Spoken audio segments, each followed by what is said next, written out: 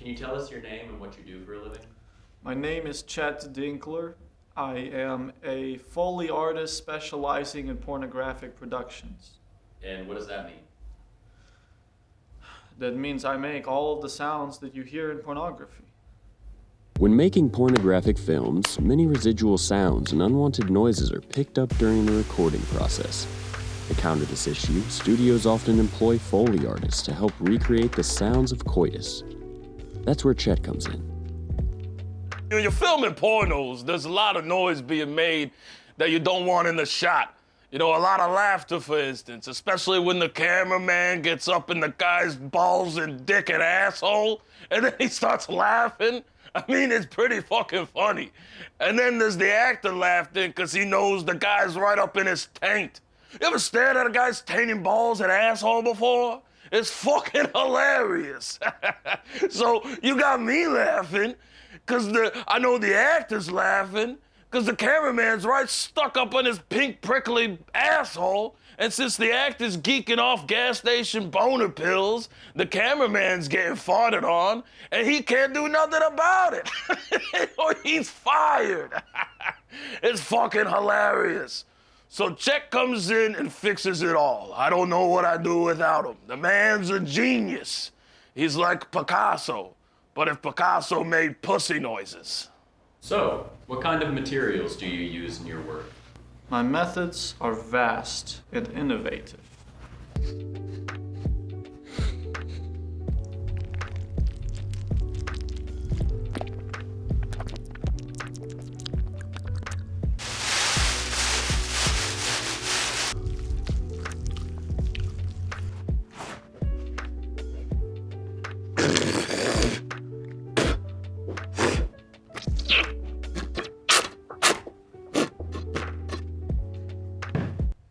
I like to keep around 4 or 5 different kinds of mac and cheeses on hand at all times.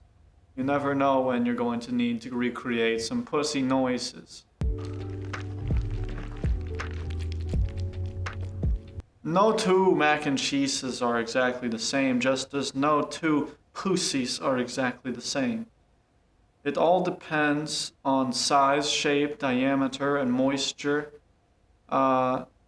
So you need various macs and cheeses to accommodate these noises.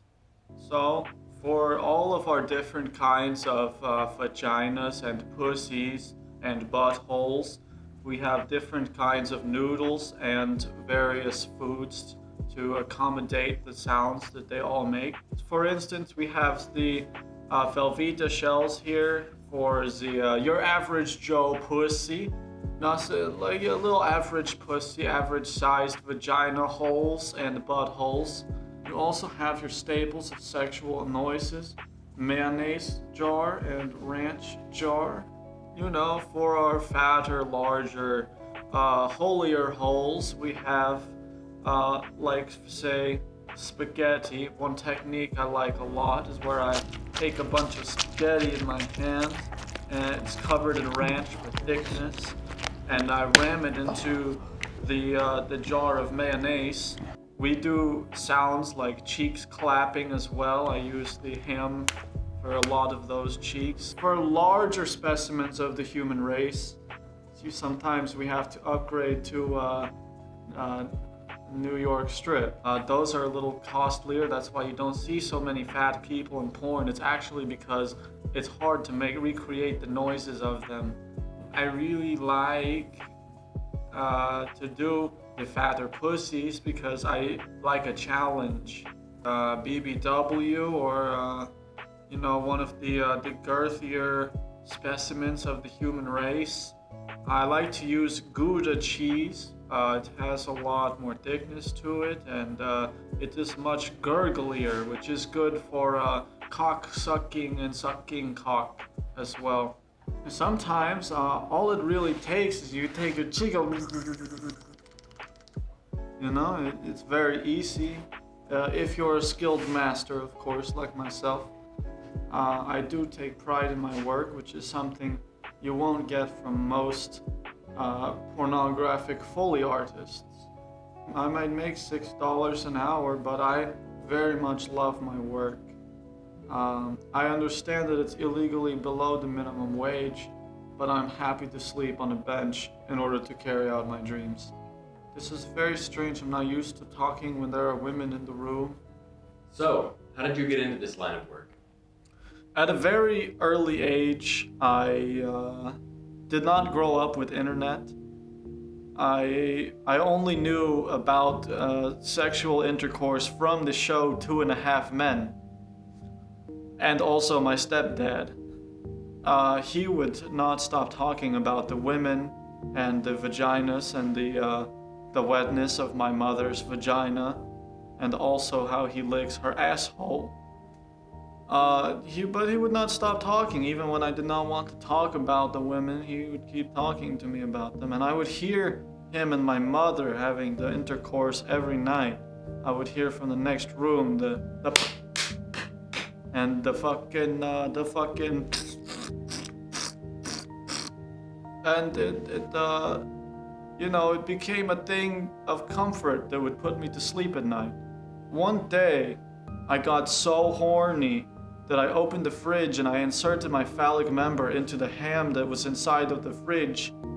And I realized that it made the exact same noise as the intercourse that my stepdad was having with my mom that had put me to sleep so peacefully my entire childhood. And so fast forward about 10 years from there, and I was working as a clerk in the bank, and then I almost died in a freak hot air balloon accident where one crashed through the roof on fire, and it killed everyone else that I worked with. And I watched them burn to death, and I realized I'm not gonna die in a bank burning to death from a hot air balloon. I'm going to make porno noises and the pussy noises and the ass cheek noises and the big fat cock noises and the sucks and the fucks that I love so much. Wow. So, how long have you and Chet been working together? You know, it's been on and off for a few years now. It's been very good. Okay. What's your process like with Chet? Oh, it's very sterile, very clinical. We wash the hands, we wear the rubber gloves so we don't end up with the stinky pinkies. You know, he works like a good Uberman. You know, in the words of the Nietzsche, Jagerslastis, Kinestis, Jagerslastis. More stock right there. More. Right there, right, more stock right there. Put reverb on this. Nobody sucks cock in silence. Cavernous vagina. You could crawl in there and live and die. That's good. Need more gurgle. About 10 seconds microwave on the Gouda. 10 seconds microwave on that to stop. You prefer smoked or no? It's like syrup, like maple syrup. On side. It's working. I don't know if it has that much ranch. Jesus Christ. I can hear her cholesterol. Do we have any butter? No, margarine. This is it. This is the one. This is it. We did This is it. Hold Yes. it off. Yes! Now the porno completed. Little hug.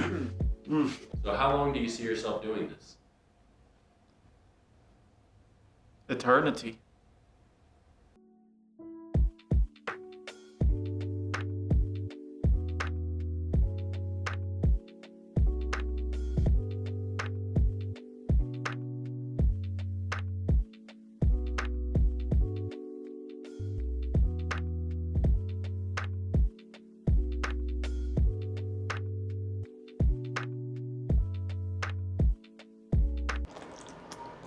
He's a motherfucking genius.